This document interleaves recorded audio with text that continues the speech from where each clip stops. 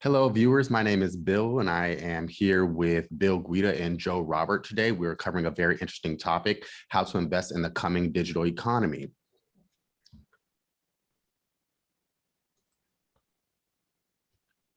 So first off, we work for NuView. Well, I work for NuView Trust, a self-directed IRA custodian. And self-directed is a marketing term letting you know that you can diversify your assets in your IRA into alternative assets such as real estate, cryptocurrency, and the list goes on. The benefits of having a self-directed IRA account here primarily are going to be the tax savings. The IRA is a tax sheltered vehicle. It allows you to either defer or completely eliminate tax, which is a great savings. You can diversify your portfolio. So instead of just investing into stock, bonds, and mutual funds, you can invest in other things. And primarily you can invest in things that you might already have a hand in. So if you're investing into cryptocurrency as an individual, there's no reason that you shouldn't be investing into cryptocurrency using your IRA.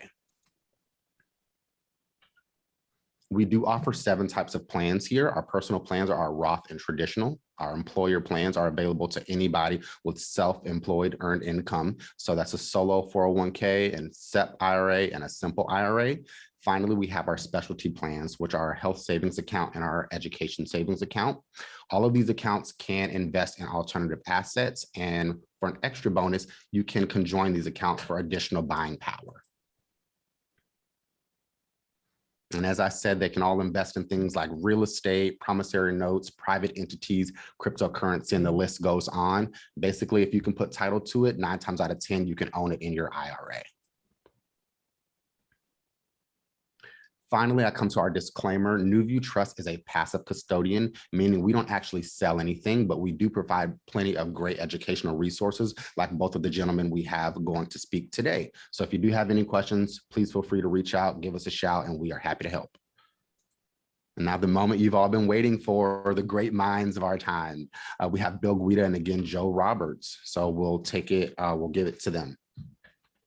As we're getting started, I want to thank everybody for coming out today and taking the time out of their day to join us. I'm currently down in West Palm Beach at an actual blockchain conference called Permissionless.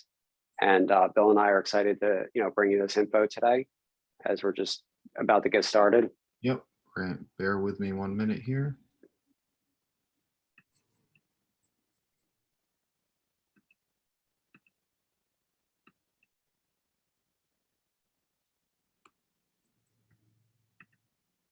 Okay, how are we doing? Can everybody see? Perfect. All right, so we'll dive right in here. So Joe, why don't you take it away?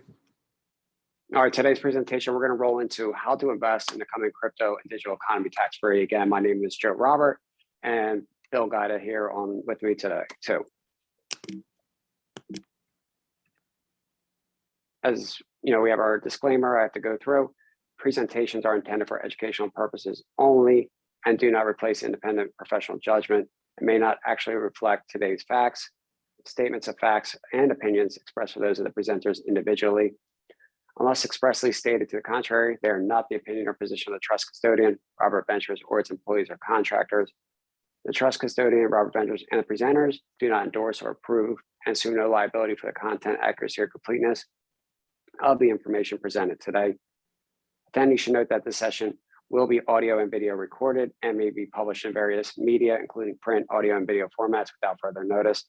Again, in no way is trust custodian promoting the presenters, companies, or companies' offerings. And hold all questions to the end where we'll be able to open up the floor for a Q&A. So background about myself, I've been an investor now for over 20 years. Most of that time has been in the real estate side, where I've invested in over 200 properties and 165 million in mortgages. Also in the last decade, I've managed a distressed mortgage fund and led multiple real estate partnerships. About 4.5 years ago, I had the opportunity to meet people in the crypto and blockchain area, and that prompted me to join and start investing myself. So for the last 4 years, we've been managing a portfolio of liquid crypto and also making investments into other multiple notable venture funds in the space to cover areas that we were not covering. Along the way, we've made several different angel investments into the startups in the ecosystem, And last, what I love most about being on today, the last 10 years, I've used my IRA accounts to participate in each one of these investments. So Bill, break down next. All right. So currently I serve as head of strategy with our group and our fund. So fun fact about me, I bought my first Bitcoin in 2015. So since that time, again, I've served as head of research, and I've really developed a close connection with both the development teams in the cryptocurrency community, but also fellow investors in that area. So further along, I spent some time with a number of the Connecticut colleges and universities, and also serve as an advisor and a volunteer for the Holberton School for Computer Science.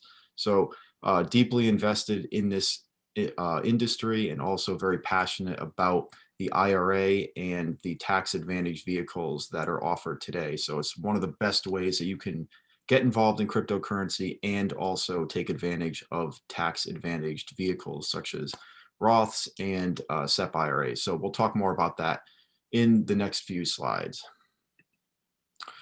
Okay, so let's dive right into it. What's going on today? Well, we've got a number of different global conflicts. We've got inflation now at 9% in the UK, reported just yesterday. We're hovering around 8% in the US today. And this is all due to failed monetary policies globally, right? So central banks that are pegged to fiat dollars are seeing hyperinflation across the board. Continuing on, we've got globalization, right? People, businesses, finance, they're all connected. So there is no safe haven for what's happening right now. What's happening in the US is happening in Africa. What's happening in Africa is happening in Greece. What's happening in Greece is happening in Asia. There is no safe haven, and we're all beginning to feel that hyperinflation across the board. And again, we are living in the beginning of the digital age, right? So we're all connected to our cell phones 24/7. Everything is at the speed of light, and that's all culminating into what we're seeing and experiencing right now. And this allows us all to participate on a call like this together, or have remote teams all across the world. Yeah, it's a good point, Joe. It's not all bad stuff. I mean, this is great technology that we're able to leverage now. So the question you may be asking, why crypto and why is blockchain the future? Well, blockchain is an ideal system because it solves many of the traditional sector problems, right? And it doesn't isolate people into just the elite financial institutions, right? Anybody can become involved and take advantage of this technology. So let's talk about a couple different key areas that are ripe for improvement and ripe for disruption, and we think blockchain can really help.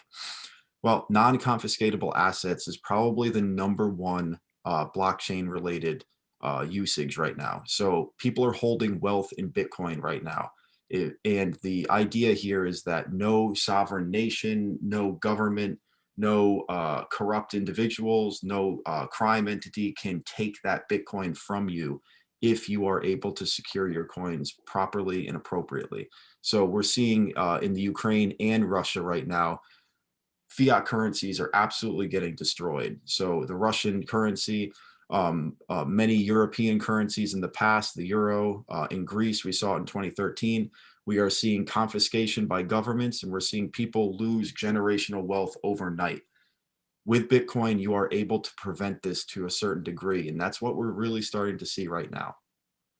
Additionally, you have the idea of a permissionless peer-to-peer transfer of value without intermediaries. So this totally opens up every individual across the globe to financial equality and being able to play at the same stage as many of the other financial institutions out there. So we'll talk a little bit more about open finance, or DeFi, later in the presentation. And then again, I think this is really interesting, digital land records. So as Joe comes from a real estate background, this is really interesting to us, and anybody who's involved in purchasing a home over the past 18 months knows that it's it can be really a pain in the butt to do a lot of this stuff. And we believe that blockchain is going to be able to not only speed up this process, but it's also going to prevent issues like we had in Ghana and parts of South Africa and South America, where new governments pop up and old property records are just simply destroyed or rewritten. With blockchain technology, you're able to preserve these records on the blockchain, and it's a way of protecting this data. So again, we'll talk about this more in the slides coming up, but these are three key areas which we believe crypto and blockchain will shape our future.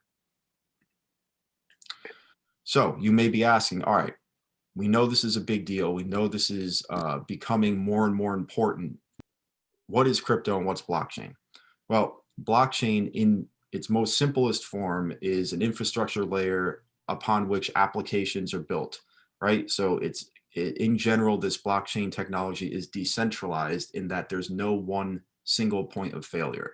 So you could think of this as a company as well. So Facebook has a headquarters in which their servers are located, right?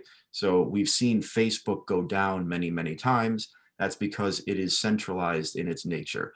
The Bitcoin blockchain, for example, has over 12,000 individual nodes or computers running the Bitcoin blockchain. Therefore, there's computers that go down left and right, and there's always enough new nodes or new computers that are willing to run the Bitcoin network to keep it going. So we see, China bans Bitcoin and all the mining software goes to other countries. It's one of the most resilient uses of this technology, and we believe it's only going to continue to get stronger. You may hear about cryptocurrencies and tokens in more specifically. So these are essentially code and cryptography. In its most simplest form, you could think of cryptocurrency tokens as ownership in a stock, perhaps, or it acts in many ways as revenue, and you are able to get paid out in dividends if you own this underlying token. So for example, you have the Solana network that has its own native token, Sol, and people who own that token are able to essentially share in the profitability of the blockchain itself. Additionally, in order to conduct transactions on that blockchain, you have to own the tokens itself. So it's similar to gas in a car. And again, we have Bitcoin, the ultimate store of value, right? So there's a finite supply. There's only 21 million Bitcoin, and this is the largest global decentralized blockchain network in existence. And we'll talk a little bit more about the value propositions of Bitcoin as we move forward. So Joe, we've been involved in this space for quite some time. We've seen a lot of changes since 2018. We've seen a lot of changes since 2015. Why now? What has changed, and what can we look forward to? Well, the president recently, last few months, has put in some executive orders, basically for all the regulatory bodies to come together, from like the IRS, SEC, CFTC, to create framework and clarity around these assets, which assets might actually be securities, which assets are not securities. Is there a better way that you can launch a project or have a sandbox time where you could build and develop before ultimately deciding if it's decentralized or not? So basically what has happened is, we are creating the framework right now to ultimately allow, in the middle, what we have is the institutional investors to come in and play. Is a lot of money sitting on the sidelines at this time, and it's looking for a little bit more clarity around the regulation aspect and some of the tax aspect. Some players that already have started participating, either allowing their customers to participate or building out products on the roadmap. As you can see in the middle, we have JP Morgan, Bank of America, Citi, Wells Fargo. Visa's been participating and trying to figure out how they're going to create their networks. Yep. And last, adoption of networks. When we look back about 4 years ago, a lot of the projects in the space were raising capital to build out these what's called layer one blockchains, these networks. And there really was no users. Now we roll, 4 years later to today, and we're starting to see thousands, well, actually a few 100 million users across the globe starting to participate. And just like Facebook, the more users that come to a platform, the more robust that network comes and the more valuable it becomes. So the more money that's available for projects to build, the more developers also come. So, the difference between 4 years ago to today is that we are getting regulatory clarity. Institutions are already participating. Mass Mutual did a whether it's small buy for them, but it was $100 million, and we're getting a lot of people using the networks. So here's a chart that shows you what's happening when it comes to crypto users compared to the global internet users in a time frame. So on the left middle, you can see where we're at. So from a time frame, we're actually outpacing internet adoption, I mean, we're growing at an exponential or a faster pace. Yep. Why is this maybe important? Well, one, we're getting results a lot faster, but two, from an investment standpoint, the returns could be more exponential. The projection here from where we are today at a few 100 million users to the end of the decade is approximately 10x or 3 or plus billion users. What we also see here is similar across multiple reports that hedge funds in the space, are also seeing these type of double-digit returns on their portfolios from the growth of their companies because they're all seeing the similar growth. That's right. So outside of what you might, see on your Facebook feed when it comes to NFTs or tokens or whatever that may be, we just want to kind of give some insight into just some of the applications or areas that, where blockchain in general technology can apply and why, you might use it.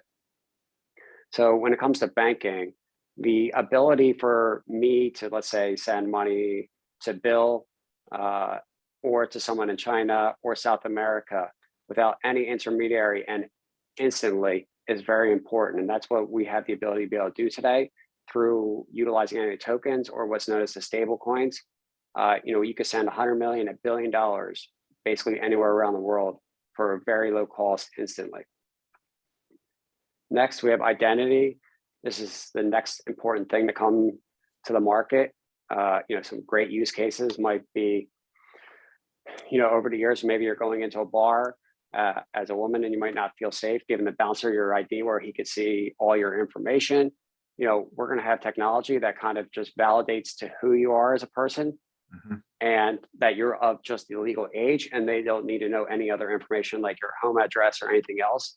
And so creating these identity mechanisms will allow us to validate who we are and give certain information without giving all of our information. I'm sure most of us have probably sent like your certain information through Gmail or here with your socials, and it's kind of all fragmented all over the place. Yep. Next, healthcare. So when it comes to healthcare, we may go to multiple doctors. Maybe we're a nomad and we move around the world, or we go to different jurisdictions.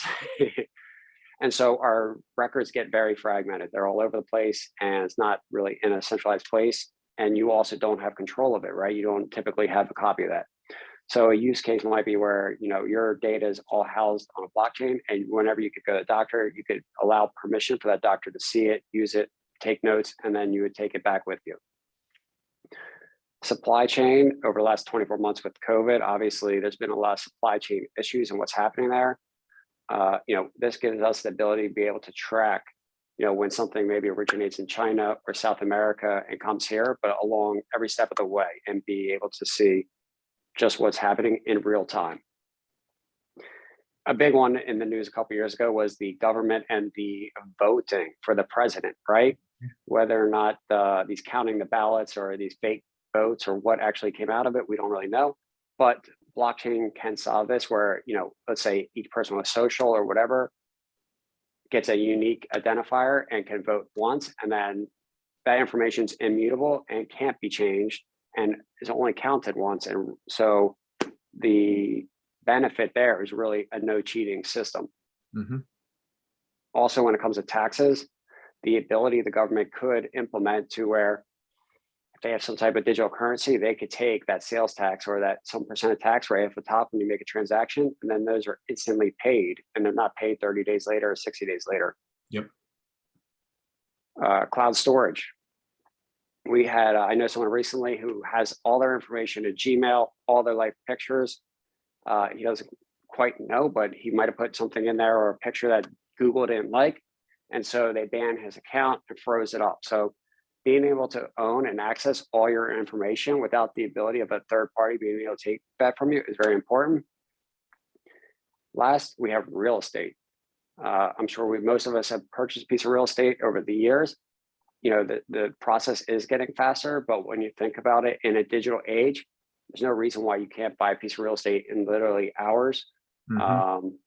You know, with all the valuation services and everything out there these days, you know, the ability to be able to increase the speed of that conveyance, and, you know, even just the public records being all on chain, there should be no need for title insurance. Beyond this, there's many more applications that this could be applied to, but I'm hoping that gives you some good insights. So on getting started today, these are 4 known exchanges here in the US. They all have a little bit different token offering, a little bit different fee structure, but we have Gemini, FTX, Kraken, and one of the probably most important ones is Coinbase. They ran the QR code in the Super Bowl ad, and they're typically highly ranked in the app stores. And they also recently, over the last year, went public. So what's happening in the market is basically there's a handful of areas where most of the investment has been occurring over the last couple of years, and also looking forward in the next few years. And Bill's going to break down these 4 areas for us. That's right. Thanks, Joe. So there's 4 top areas that we are particularly paying close attention to. So the first is going to be open finance, and we will go into detail with this in the next few slides, but this is essentially opening up the entire world, regardless of your income level, regardless of your zip code, or where the country that you live in. Everyone's able to participate in the same financial services. Store of value, which is of course Bitcoin, and many of the other stable coins, the metaverse and NFTs. This I know is a very hot topic, and we're going to dive into this as well. And then, of course, my favorite, the blockchain infrastructure layer, or the settlement layer. So this is one of the key areas of which all dApps or decentralized applications are built upon. And again, we'll go into this in the next few slides. So top areas, again, store of value. We're going to talk about Bitcoin over and over again here, but we have 3 main areas that are particularly interesting and that we find very noteworthy and that we're paying attention to for the next few years. So stable coins are essentially tokens that are pegged to the US dollar 1 for 1. So the example of the most successful one is probably Tether, but an example of the most quality is probably USDC, which is a regulated company. And they actually just received about $500 million from BlackRock, which is the largest financial global entity in the world. And that should tell you the level of kind of due diligence that they did in terms of supporting USDC in their stablecoin initiative. So again, if you are using stablecoins, you are essentially moving digital dollars across the internet using the Ethereum blockchain. Next is privacy coins like Monero or Zcash. Well, we may not necessarily need privacy per se in the United States. However, we believe that there's a huge appetite for privacy coins globally, especially as we become more and more of, into financial recession or depression possibly. We believe that there's the need for private transactions globally, and especially in some other countries where this may be even more useful. So we believe there's a great opportunity for investment there as well. And again, the ultimate store of value is Bitcoin, the finite supply of 21 million, a known inflation rate, a halving event which cuts the supply of inflation in half every 4 years. All of these things add to the store of value of the digital gold, which is Bitcoin. Next, we've got open finance. DeFi is what it's mostly known as now. And again, this opportunity here is very, very unique because it's going to even the playing field for the entire world. So if you have a cryptocurrency wallet, you have MetaMask, perhaps probably the most well-known Ethereum wallet out there, you are now able to participate with people globally and earn a competitive interest rate on your savings. You're able to borrow, and you're able to use these services, which are traditional financial services that we are used to in the United States, and you can do it without having to fill out a bunch of different paperwork, without having to show your social security number, and without having to do forms and forms of KYC. Really, all you need is a cell phone, internet connection, and you are now able to participate globally in the financial world. So blockchain is directly responsible for this huge innovation, and we're going to see this explode over the next few years. Next, we've got, again, my favorite area to invest, and that is the blockchain infrastructure layer. So these are popularly known as layer 1 protocols. There are also layer 2 protocols, which are side chains and entities built on top of other blockchains. So this is just a quick screenshot of the ecosystem in its current form of the layer 1s, right? So we've got thousands and thousands of different projects that are all built on top of blockchains, right? And when you invest in a blockchain or layer 1, you are getting access to all of the different applications that are built on top of that. So it's essentially owning an index of the cryptocurrency industry when you purchase a layer 1 protocol. Next, of course, we have what's very popular right now, the Metaverse. You can expect to see this really begin to take off in the next 5 years. But we've got some really unique examples here. The first one on the top left is actually Walmart's own metaverse that they are creating. So I find this one really unique. And the metaverse is essentially a digital reality. It's a digital virtual world. It's an experience that we believe is the next step after Facebook, right? So when you log into Facebook, you have your whole world on there.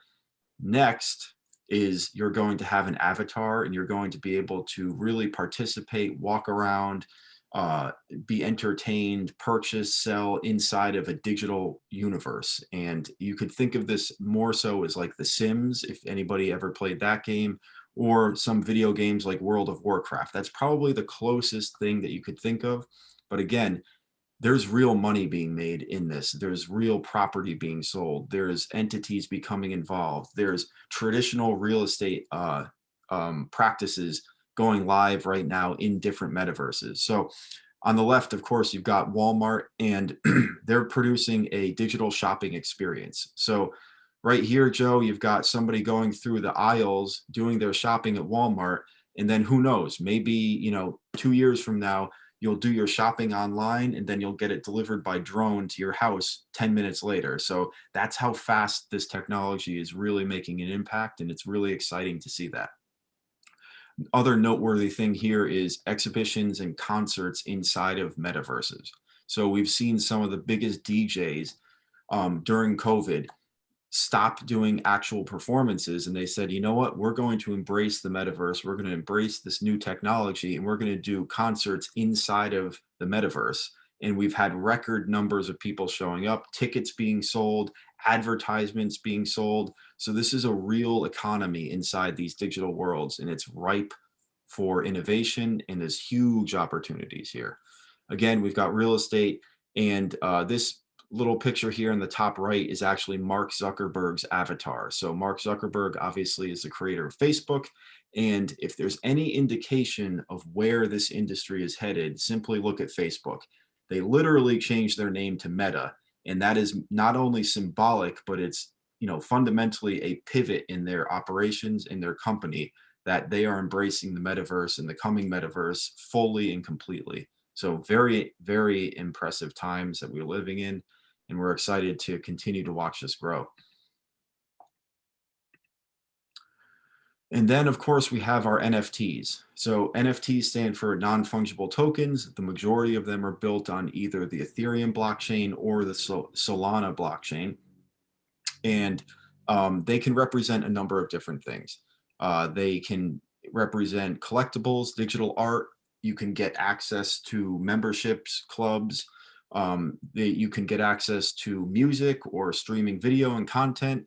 And also they serve as certificates of authenticity. So essentially what this NFT is you are able to upload content to a blockchain, and you are able to prove direct ownership and uniqueness through the blockchain technology. So we've seen a number of different celebrities, a number of different global entities embrace the NFTs, like the Bored Ape Yacht Club, or CryptoPunks, or a number of these other hugely popular global communities that came out of the NFT movement. So that was a lot of information to digest.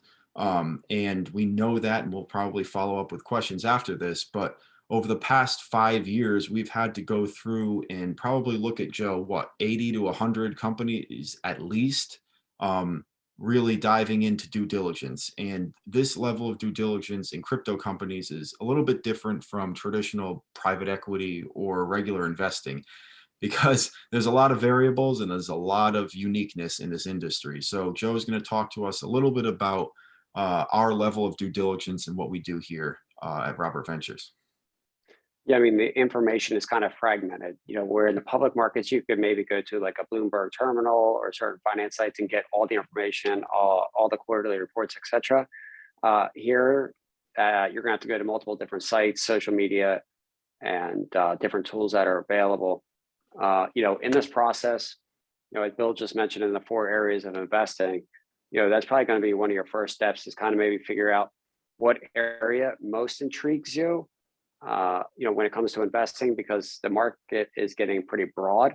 And so as maybe a single investor or a few of you, could be overwhelming. So the best thing to do is kind of pick, whether you want to be in the metaverse, DeFi, infrastructure, pick this kind of category that you think you most resonate with, you're willing to spend the most time on, and do the most research, because that's how you'll be most successful in making those picks, is understanding the ins and outs of everything within that sector. So after you have chosen that, the next step will be due diligence, and we're going to break down, we spend days or a couple of weeks on doing this, but we're going to at least give you some insights into the things we do look at and where you can get started. And so we're going to break down the team, on-chain analytics, some of the fundamentals, examining the community, and checking out for what type of funding that project has received. So some things to look for, this is stuff we like to do, and maybe you set a different process, but for teams, we like those founders to be identifiable.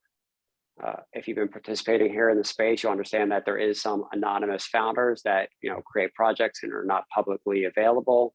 For us personally, we like to actually build a relationship or be able to have direct contact with the real founders. 2, we would like to understand the track record of those founders and the team members. So example, here we have the Winklevoss twin, and you can see just over a 8 to 10 year period, he's kind of been working out obviously at the same places. Also, when it comes to some type of conventional experience, whether it's PwC, Bloomberg, or some company that has, kind of built framework around organization and that professionalism, we like as an added bonus, doesn't have to. And last, I think this is definitely very important. This space and even the economy in the world is moving at faster pace than ever. So, when a founder comes up with an idea and starts launching that project, he needs to have the ability to be able to pivot and change those plans for how the market is evolving. A lot of times, founders set out to execute on one thing, but they find out while going through that process that actually needs to go a little bit of different direction. So having that open mindset and the ability to be able to pivot is very important in this industry.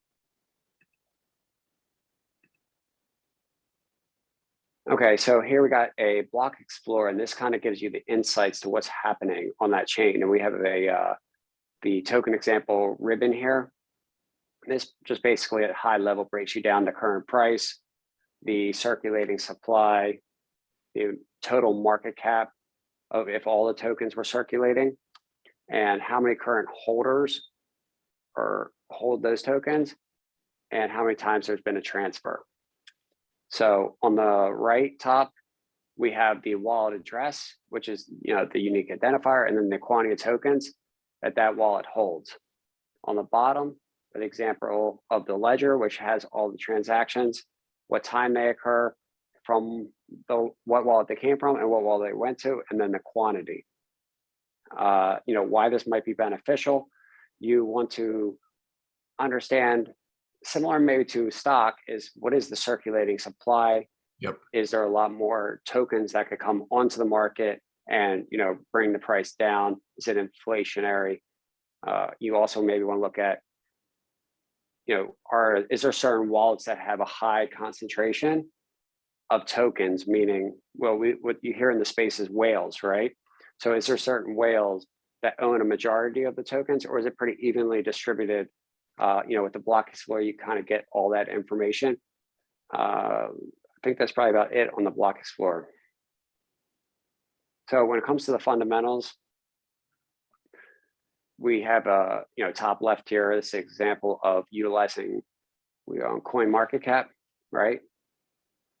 Where we can see the price of the asset and a lot of those features I mentioned on the previous slide. So on the bottom, we have token terminal. This is a site where you could get the price of earnings, price of sales, as Bill kind of mentioned. Holding certain tokens can give you benefits with cash flows from the transaction fees. And so, utilizing CoinGecko, Coin Market Cap, Token Terminal, and maybe even Token Metrics, you could start to get these, these basic fundamentals and have an understanding of what's happening there. Some other stuff that we may look at based on that previous slide we mentioned is, what is the inflationary or deflationary structure? Is there a burn or buyback features that will help increase the token price in the future? Also looking at the wallets, we want to understand how that network is growing, meaning, is there more wallets and users increasing on that network, or is it decreasing? That'll give you an idea of where the price might also go.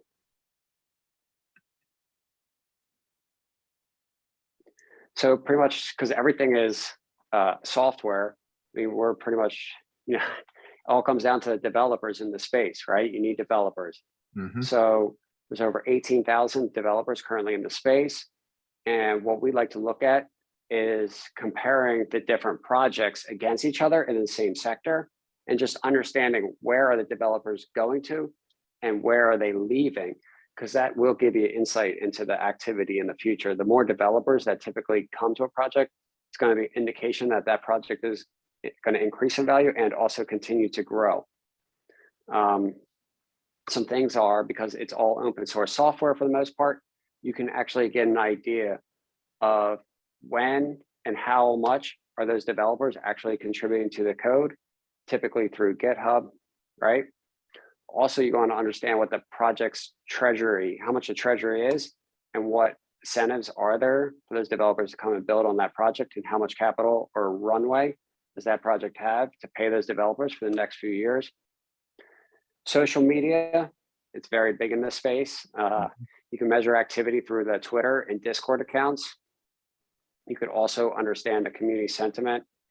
Some important things are understanding whether that community is there to build on the project, or they may be talking about just kind of pumping the price more or less. Obviously, we're long-term holders, so we like to, we'd rather sacrifice any short-term price for something that's actually more sustainable and actually being built by a great team and great leaders for the long term. With the ability to get. Yeah, one point there, Joe, I think you made, the developer activity is, you can think of it like anybody who is following Facebook's growth, anybody who's following some of these popular companies like Airbnb and Uber, like it's the same principle there. Those companies were the place to work if you're a talented, super successful developer, or you're looking to make it, a break in the industry right now. We're seeing right now the same exact type of movement in cryptocurrency. So you can literally see people coming from both traditional finance and, those FANG stocks all the way, and they're moving into crypto because that's where the passion is right now. That's where the activity is. That's where, things are new and exciting. So you could think of it that way. Not it's developer activity, but it's talent as well, and follow the talent. And, in general, where there's talent, passion, and substance, price action will follow. Honestly, and obviously, hopefully money, right? Where the money and talent flows typically is where you're going to have success. That's right. So you could probably measure, I think there's one or two key points, but, just leave off there. You could also measure some of the activity around projects utilizing, Google Trends and some other tools to understand where people are searching for that project, what geographic region, and how much are they searching it for. Next important is funding, right? We want to understand who the existing investors are and the token holders. So on the left here, number one, we're demonstrating the project called Polygon, and we're utilizing Crunchbase in this image. Crunchbase is a great resource for a lot of the funding out there of a lot of the tech companies. You'll also have Dove Metrics, which has been basically tracking all the blockchain startups. You can see the funding around here recently, $450 million. So these are great things to track to get an understanding of what type of cash they have or available money on their balance sheet, and kind of give you some idea of the runway in the future.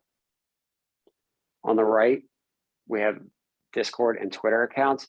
Typically, if the projects are active, they're always going to keep their community up to date, and they're going to provide these type of announcements through their private Discord group to all their members, or publicly on the Twitter, on Twitter, where they'll make these announcements on what their capital raise is, or what they have executed on the roadmap, or what they're planning in the future, or maybe certain partnerships that have been completed.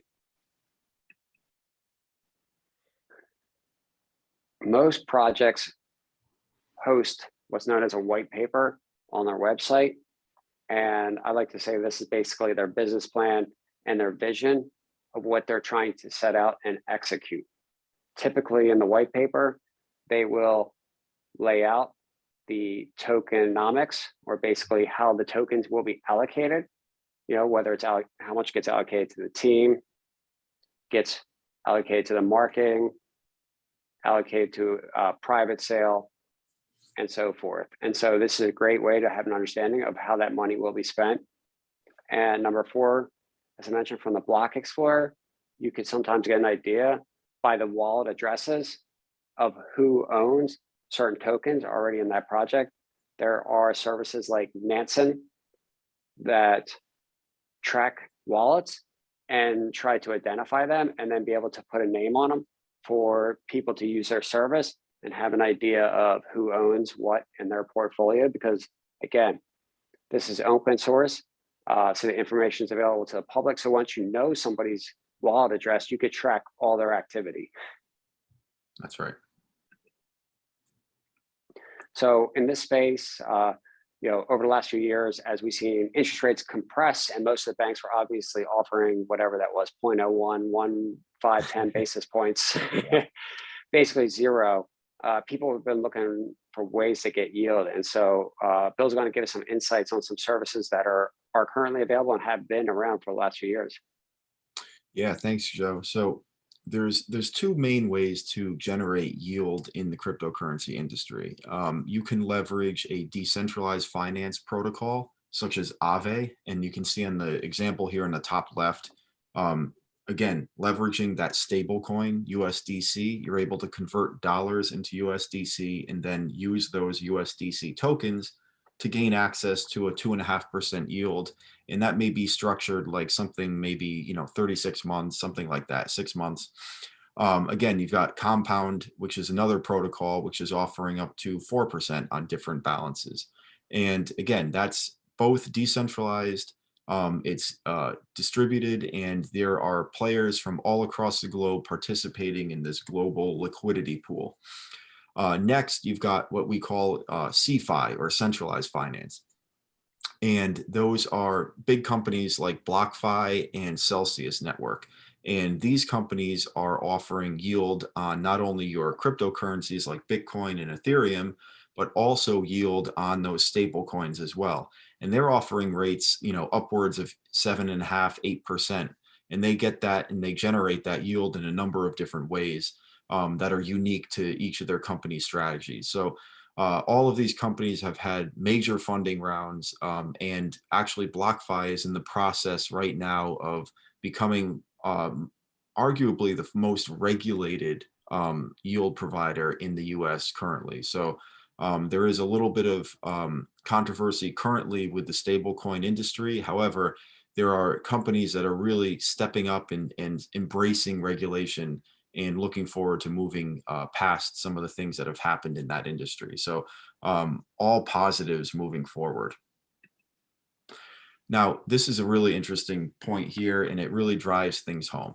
So again, on the left, you've got Charles Schwab, JP Morgan, the traditional banking industry. They've got rates that are well below 1%. And, we're talking about inflation at 9% right now. If you have cash in the bank and it's not earning for you over that inflation rate, you are losing money year over year. Sad part is they've got hundreds of millions of clients that either are not embracing this or not understanding what's happening to their money.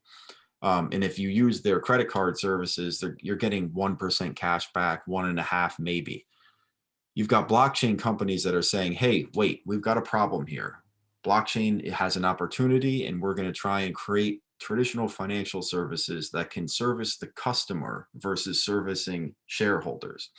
So you've got BlockFi, Celsius, a number of these companies out there that are offering, again, interest rates in the 7%. The opportunity here is they've only got 10 to 20 million users globally right now. We think that there's a huge opportunity for this decentralized and centralized financial services that are unique to blockchain to really scale and really multiply moving forward. Gemini right now has a credit card that's offering 3% cash back in crypto on regular credit card purchases. All of these companies are outpacing inflation, and they're providing better services to individuals. And again, taking out the red tape, cutting out the middlemen, and they're able to generate these better returns to service people like you and, compete with inflation currently. So the point here is blockchain companies are able to perform a little bit more slim, and they're able to be, fast moving and embrace some of the technology in order to generate better returns for individuals, not necessarily the shareholders and the big guys at top. I think that's going to force some of the institutions, because the government's not going to let them fail, is going to force them to offer the crypto services at some point. Yeah. And we see Fidelity embracing this. They just, came out with the 401k allocation for Bitcoin exposure. We're really right on the cusp of that. So it's a great point. Personally, I think within the next 18 months, you're going to have a major bank offering cryptocurrency to clients through their app. It's a matter of time. So on that same note, there's a number of different ways you can generate yield, number of different ways you can get crypto exposure. One of the ways that's most popular out there is to be an LP in a fund. So let's talk a little bit about that and what are some of the perks. So again, when you're an LP in a fund, in a crypto fund, of which we have a lot of experience with, you get to know industry experts, right? So these are professionals in the industry that are able to come from either traditional finance and convert over, or what we're actually seeing a lot of is developers and traditional financial services combined to create, this newfound expertise in this emerging area. So when you become an LP and you work with a fund, you're going to be able to work with industry experts.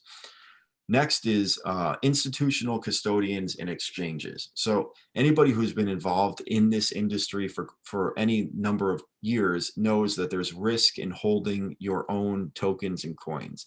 So it's actually noted that about 30% of the Bitcoin right now that's in circulation is frozen because of lost accounts and lost passwords. So one of the best ways to actually, professionally hold your tokens is becoming an LP in a fund, because you're going to work with the best. So Fireblocks is one of the services that we use. Fireblocks is one of the services that most companies use out there. And it's another security layer that helps protect your crypto exposure on exchanges. Coinbase, Gemini, Kraken, all of these different exchanges are professional grade entities that are able to be insured in many areas, and they're able to provide what we call institutional grade custody. So again, when you become an LP and you use a fund, you get the best of custody. Community engagement. LPs are not just seen as money through the door. Really, this industry is very unique in that they embrace the partnerships, they embrace the community.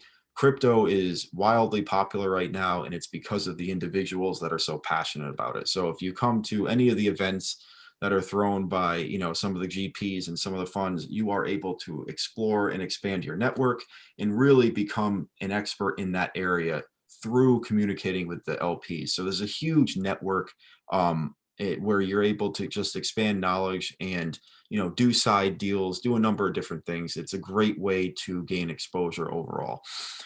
Industry insight. Look, when you're working with professionals through as an LP, you're getting the best of the best in terms of knowledge. Diversification for portfolios, right? And increased performance. When traditional hedge funds are rated, they're kind of looked at, are they beating the market, right? And we have that same kind of mindset here in the crypto industry, where funds should be outpacing and outperforming Bitcoin. And Bitcoin in general does very well, and it's cyclical. However, if you're looking to beat Bitcoin's return, you need to be able to diversify portfolios and execute on multiple strategies. And that's exactly what those funds can do. Next, anybody who's in the fund world and in the retirement world understands there's a lot of paperwork and there's a lot of tax work that's involved, even, you know, using some of the IRAs stuff out there.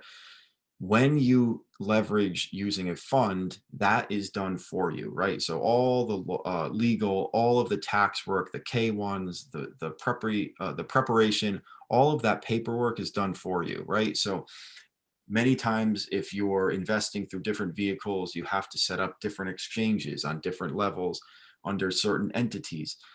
When you work with a fund, it's just easier. It's just simpler to do that. And many of us have really simplified this process, so it's a lot cleaner in terms of onboarding. Last but not least, passive exposure, right? So not everybody's obsessed like with crypto like Joe and I. Not everybody wants to sit there and watch the screen all day. You know, I'm sure both of our wives are sick of hearing that over and over again, that, you know, we're watching crypto, there's so much going on. Look, that's not meant for everybody. When you work with a fund, you're able to kind of have that passive exposure. And, you know, I was joking with the hosts here before. Lots of times, all you need to do is hold some of the best quality assets and you're going to outperform and you're going to do really, really well.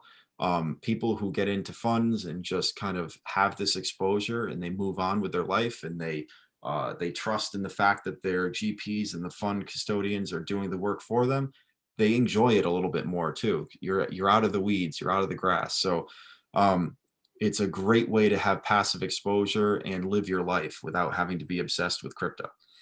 Also, to add to that, as I mentioned, I'm at the conference here in West Palm Beach, and during the day you typically have the event, and at night a lot of the funds or companies in the space throw these parties, typically starting at dinner time or 6 o'clock throughout the rest of the night, and you'll get invited to these different events. You know, last night I was invited to a fund that we're invested in. We do manage our own portfolio, but as I mentioned, the space is becoming bigger and broader. So instead of us trying to cover all the different areas, we actually make investments in over a handful of different other funds that cover these areas where we don't have the time to also cover them ourselves. And therefore, you know, last night and tonight, I get invited to the party as an LP myself. So, you know, these are some of the benefits. As I mentioned earlier, you know, in getting started, you got to try to figure out, first step is which one of those areas are you going to play with and kind of become an expert in. And yeah, I mean, so just kind of added on to that party, since it's happening tonight for myself too. Absolutely. All right, so Joe, why don't we wind this thing down? Why don't we talk a little bit about IRA crypto tax benefits and you know, where's this headed? Yeah, so in the simplest part, the IRS treats crypto as property for the tax purposes, and therefore general tax principles that are applicable to property transactions should be applied to crypto. At the high level, what we're saying is almost all crypto transactions of buying and selling is considered capital gains. So for the most part, there may be some caveats and certain things within actions within crypto that might not be capital gains, but when you're just investing in crypto right now, as it stands, when you're buying or selling, it's considered capital gains, and therefore, you get that special tax treatment or tax-free sale through your IRA accounts. So we just broke down a few different ways that you may be able to start or participate with your existing IRA account. Some members do choose to invest in certain assets through an IRA-owned LLC. In this case, you would have the IRA established an LLC, or your lawyer have that bank account open and have the custodian wire that. Again, you'd want a lawyer to set that up properly and choose the appropriate manager. Some benefits here: maybe asset protection, the ability to cut checks faster, sometimes depending, may save fees. Depending on the deal you're doing, you might be able to partner easier, and an LLC may, in some cases, have access to more deals. Next, use your existing IRA account. You could invest directly into, as NuView Bill mentioned in the beginning, all the different various assets, but being able to invest directly into these private placements or funds directly through your existing trust account. Or maybe you want to invest in private stock, like our buddy Peter Thiel, who has accumulated a few billion based on that private stock that he invested in. The benefits we see here could be that you don't actually have those LLC fees or lawyer fees to set up and actually maintain on an annual basis. You can make these direct investments into these assets. You may not have to worry about any type of prohibited party as a manager of the LLC. And the custodian typically will help review the transaction for you and approve it when you go to do it. So it helps prevent prohibited transactions. That's right. And last, the trust custodians are typically now partnering up with certain exchanges or ErisX, where you can set up the account and be able to send your trust funds there directly, and then they'll report that activity back to your custodian, and you can start participating in these existing assets they have available. One of the lead guys over there did say they are adding more assets through the end of the year, so you will have the ability to choose from more different options. The benefits here: you don't have those LLC fees, you don't need that third-party manager to maybe make those trades, and you don't have to worry about the custody yourself. And this is probably the easiest way for you to get crypto exposure if you would like to choose from the existing tokens that they have. So as a wrap here, we kind of went through in getting started that you have the four main areas that you would need to go through and kind of determine where you'd like to invest. And then once you choose that, kind of go through those due diligence steps that I mentioned to determine which tokens you would like to first start with. And as an investor for 20 years, I've learned and kind of always said, pick a few tokens that you think are a best fit, put a few dollars in there, nothing substantial, because it may go down in value or may go up in value, but it gets you in the game and it has you actually watch over that portfolio. And because you actually own it, you start doing more research on it. And the more research you do, the better you become an investor in this space. In the 4.5 years, there's definitely a lot of projects that come to the market that ultimately raise capital and are not sustainable over the long term. This is kind of like venture investing in the sense that you probably don't want to have too much concentrated bets and have some type of diversified portfolio, but you also want to become, an expert, or at least have knowledge of what you're investing into, so you could see that it's sustainable and that you're paying attention to. Definitely just don't go off of what people on Twitter are posting.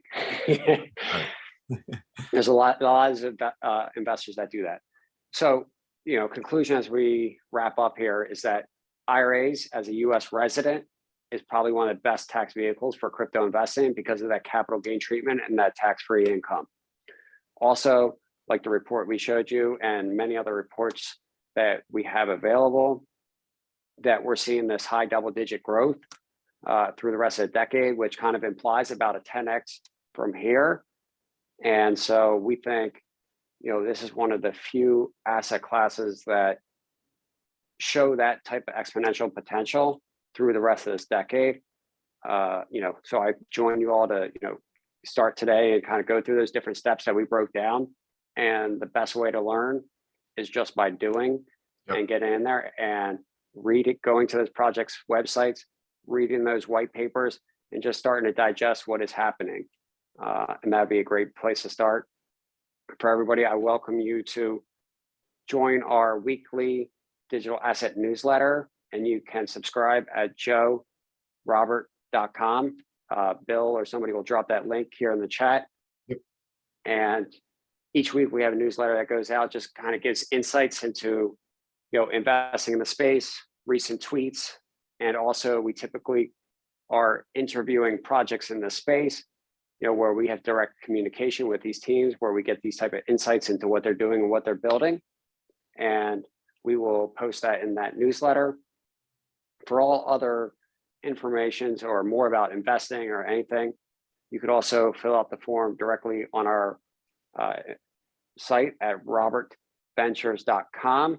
And, for those that are accredited, we could also book a call and discuss anything that, Bill has gone over or I have gone over with you directly. I appreciate everybody for joining, and we'll open up the floor for Q&A. Please drop any questions you have, in the Q&A part. All right.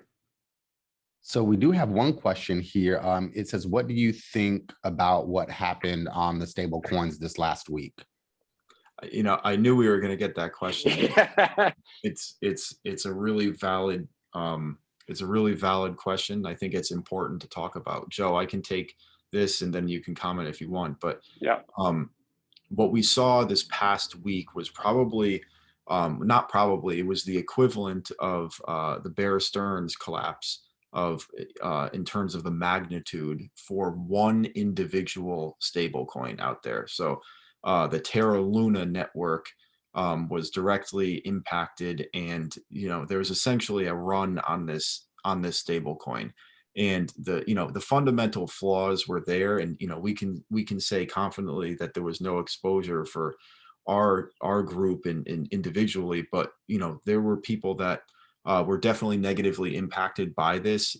Terra Luna went from basically $120 down to zero. Now, this is something that happened because of a fundamental flaw in the structure of the blockchain and kind of the mechanisms and the engineering behind that stable coin. So, calling UST a stable coin is probably inaccurate, because the reality was that it was not pegged one for one like many of the other stable coins that are genuine, like USDC, which is again regulated, and it is backed one for one and is insured by a basket of different bonds and dollars. So it's a shake to the industry a little bit. However, I think it's going to force a lot of these entities and a lot of these companies to grow up a little bit.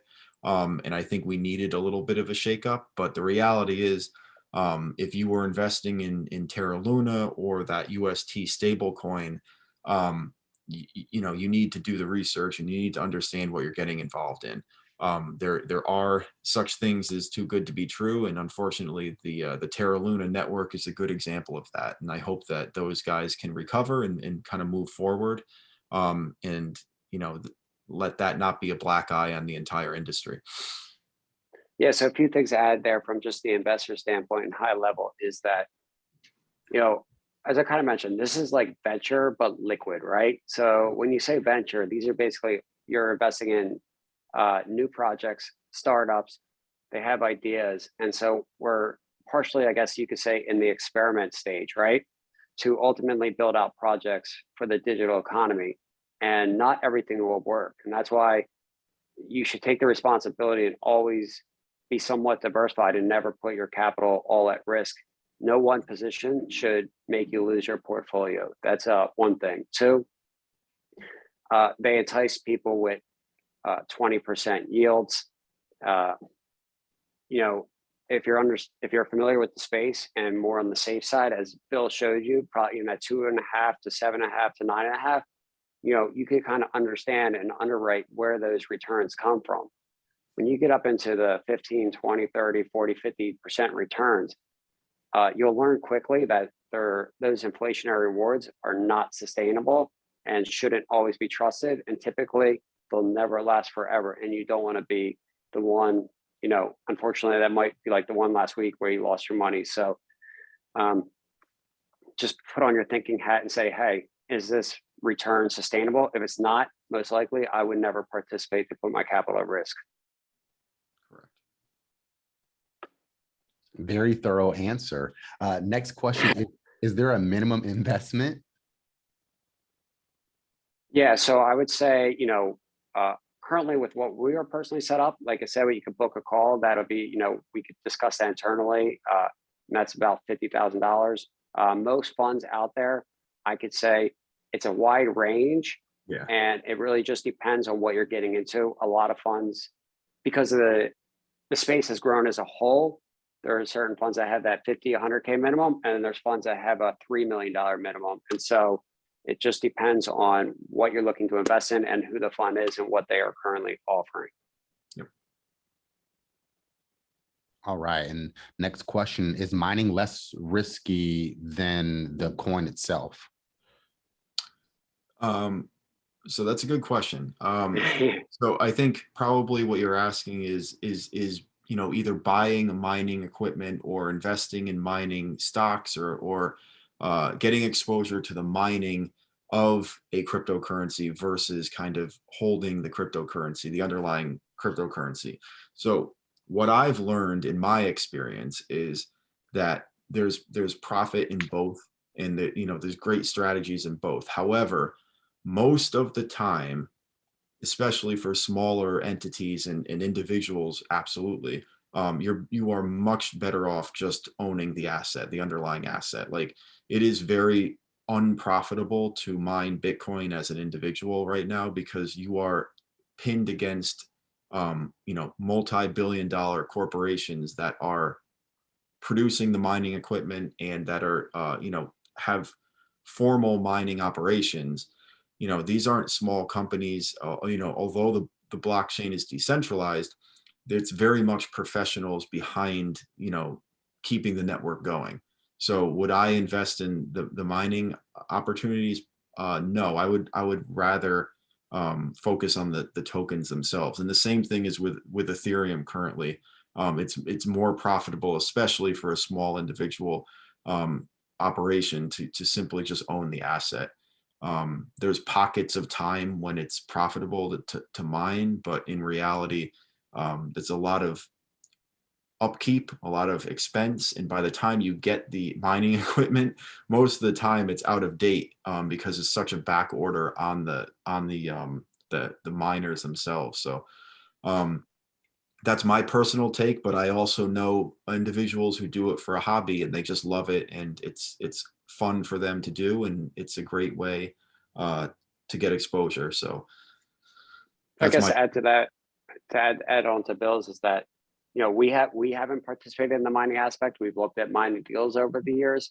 As we see it today, the people that have done the best have deployed hundreds of millions of dollars in CapEx to buy these mining rigs in order to set up these facilities. So it's a very high CapEx intensive business, meaning you got to kind of have money to play, unless you want to maybe go the hobby route where you have a couple of machines and you're learning just from that aspect. But basically, you know, from our experience, you know, 50, 100 million, you want to, you know, kind of to enter the game. All right, and I believe this is just kind of an add-on. It says, what about mining companies? Sure. So I mean, we have, I guess I could just say is that, you know, we have a limited experience there, and, you know, some of the offerings that have been in the market, you know, some may be profitable at the right time in the cycle and some are not profitable. Also, there has been questions around the proper registration or offering of these whether or not these are securities or how that should be handled. So what I'm saying is, to wrap that up, is that some may be profitable, some are not going to be profitable. I'm not sure what's the best ones. Yeah, and just to end on that, like, there's opportunity everywhere. In general, I think there's better opportunities outside of the mining stocks, the crypto mining stocks. Although there's a lot of quality products out there and quality companies. When you're in a declining market or a sideways market, these companies produce Bitcoin, they produce Ethereum, they produce cryptocurrencies as a job. That's what they're doing. They are forced to liquidate, and in order to keep employees on the payroll, in order to keep the operations going, they need to liquidate currencies. And if we're in a downward, period, there may be more forced selling, and there may be more downward action on the stock of those mining operations. But again, that's not something that we're terribly interested in, to be honest, or looking at as a sector. But that's my overall opinion. All right, are there any other questions? Bill, do you got anything? I have no specific questions for me. You guys were very thorough, and I'm appreciative of all the knowledge as I learned for myself, and then I learned to be able to educate the clients that we do here, have here at NuView. So thank you guys for your time and your expertise for sure. It's true what they say, 2 heads are better than 1. Thank you. Thank you for having us, and thank you everybody for joining us. We appreciate your time today. Yeah, thank you so much, Bill. Thank you to the NuView community, and we hope to hear from you. And if you have any questions, please feel free to reach out directly, and we're very good at responding quickly. So this is what we do. This is what we love. So please feel free to reach out. Of course. Thank you so much. All right, guys, that's going to conclude our webinar for today. Thank you for your time, your energy, and your paying attention to what we have to say. Finally, if you do have any questions you would like to reach out, please feel free to contact us at IRA Specialist with an S at NuViewTrust.com.